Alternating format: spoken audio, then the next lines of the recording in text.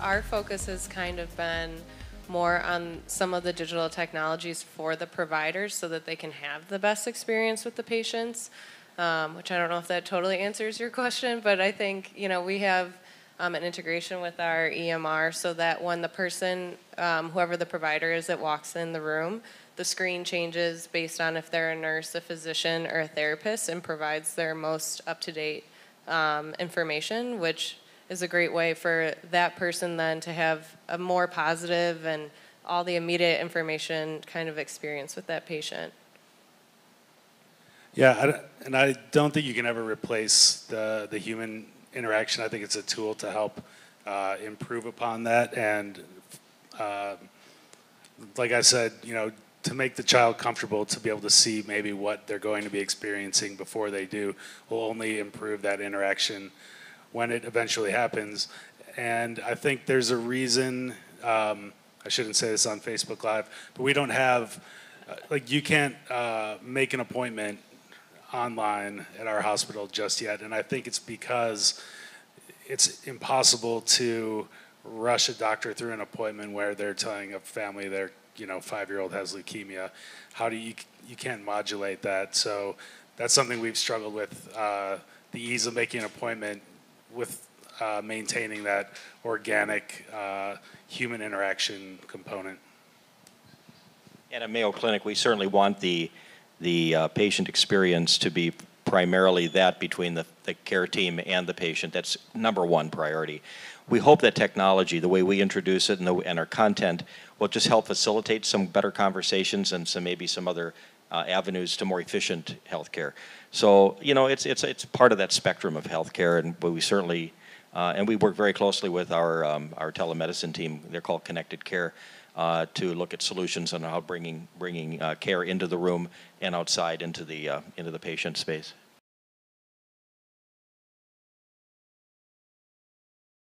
Interesting, because we benefit from all of their lovely acute care and then get to run with some of their patient stories, so thank you. But we do work with children's a lot on stories. I think the hard thing in rehabilitation is we don't always know how well or what type of recovery, I should say, someone is going to have. And a lot of times when you want to start filming, it's at a time where they still don't know. Sometimes they can't speak, sometimes they can't walk. So that challenge is, how do we still capture something without making anyone uncomfortable? And I think one of the ways we've really made some good progress is actually by using patients' own assets. So a lot of times their family's recording it anyway. And what we're trying to do is encourage them to record it, and then based on kind of how their recovery goes, how their story goes, if they hit certain milestones, like they go back to college, we can kind of then use their own footage and put it in a video. We just had one on Facebook that is almost at 3 million views, which is very good for us, especially since we only have about 25,000 Facebook followers. So I think 90% of that video was actually shot on his mother's phone. And it's just us being able to kind of follow the patient for a long time. For us, it was 3 years. Stay in contact, kind of keep a database, and really see when the right time is for that patient to kind of move forward with their story. You mentioned outcomes, and I'm curious still what people think about when I first started 10 plus years ago, it was only positive outcomes that we wanted to put out. And I feel strongly that, like I said, everybody has a story to tell. And I think people are savvy enough now to know that not every outcome is positive. There's an authenticity in telling this family story. There's an argument to be made that this story is representative as to why we need more funding, we need more support, we need to keep pushing and doing research to honor this child, and that not everything has a marketing spin on it. And I think that's how video has changed the most since I started doing it. Well said. I couldn't agree more. I used to be in the production arm. I'm now in the video distribution arm. But I think we're all guilty of wanting to tell the best story and have a happy ending every time.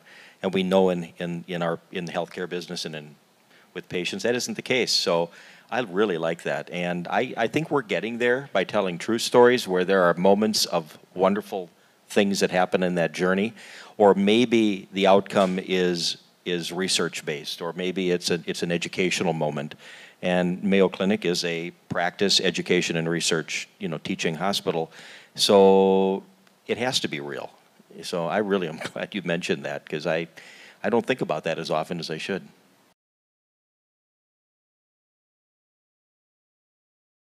Our goal is to try to figure out a way to deliver an in-room experience in a telemedicine type relationship. One of the pilots that we created in our technology that I oversee is that wonderful video conference, personal video endpoint, if you will, or starting point in a room, and going out to we call it the Mayo doc talking to the hometown doc. And getting grandma to see the patient in bed too. So we can try to bring communities more close together, and not only on the healthcare side, but also on just the human side.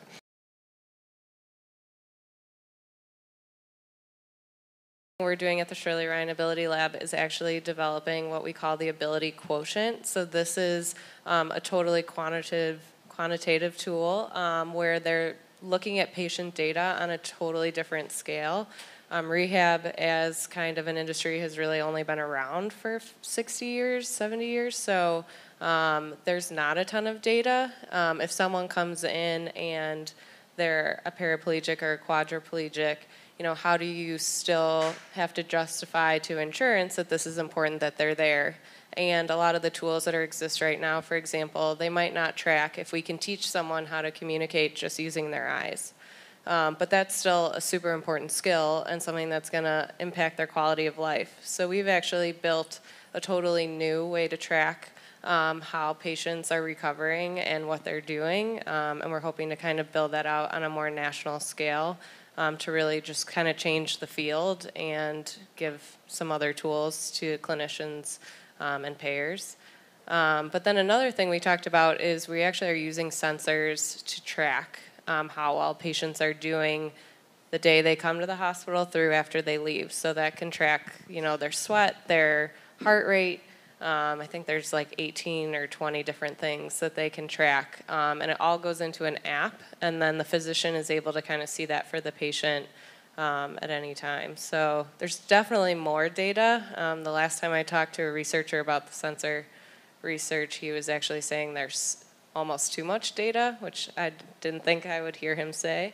But it's definitely something that's getting better, I'd say, for healthcare.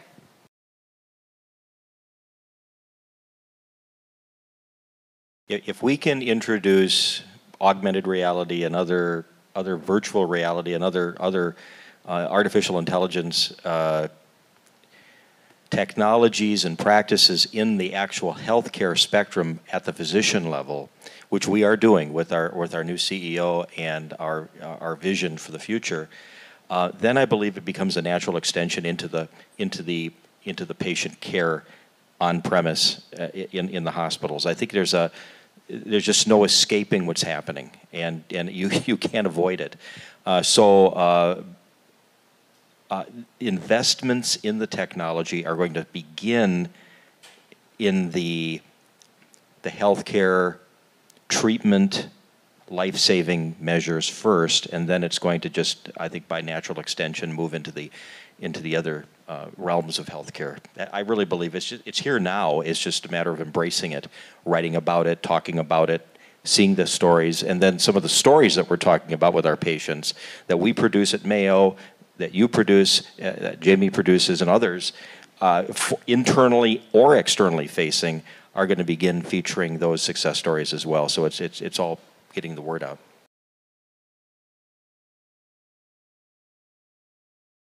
We are the pediatric teaching hospital of Northwestern's medical school. I have to say that for marketing purposes.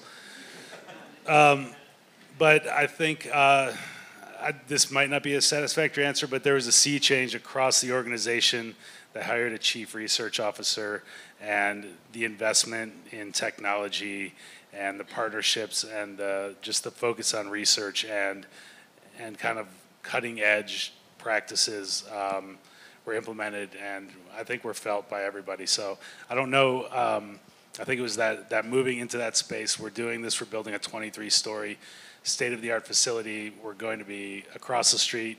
We're going to have all the researchers down together, and let's make the most of this opportunity.